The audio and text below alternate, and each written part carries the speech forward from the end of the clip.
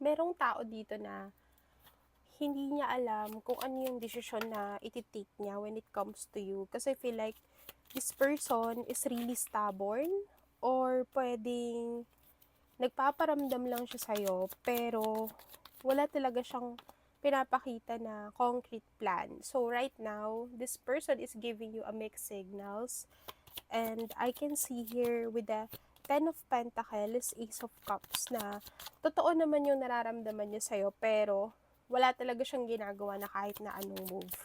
So if you're seeing this message around October to December, this is your love reading. Okay, so I can see here with the High Priestess that this person is dealing with someone else. So tinatago niya yun sa'yo. Pwede kasing merong reason kung bakit right now hindi nagkakaroon ng progress yung connection yung dalawa. And if you could see here with the